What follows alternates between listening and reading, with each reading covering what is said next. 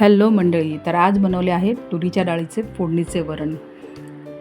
हे वरण बनवायला जास्त वेळ लागत नाही आणि झटकीपट आपण हे बनवणार आहोत. तर त्यासाठी लागणारं साहित्यामध्ये पाहूया. याच्यात आपण घेतलेत कमीत कमी 7 ते 8 लसूण पाकळ्या छान चिरलेल्या आहेत आणि त्याच्यात आपण 2 मिरच्या कापून घेतल्यात आणि कढीपत्ता. आता ही तुरीची डाळ आपण स्वच्छ धुवून साईडला ठेवून देऊया.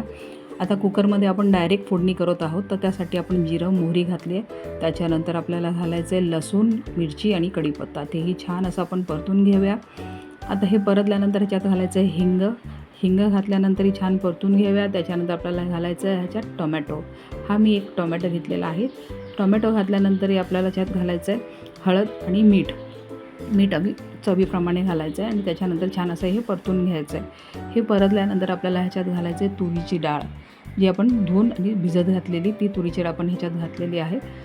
त्यानंतर 2 वाट्या पाणी घातलं आहे आणि त्याच्यानंतर आपण कुकरला झाकण लावून 3 ते 4 शिट्ट्या आपल्याला करून घ्यायच्या आहेत आणि 3 ते 4 शिट्टीमध्ये आपलं फोडणीचं वरण तयार झालेलं आहे.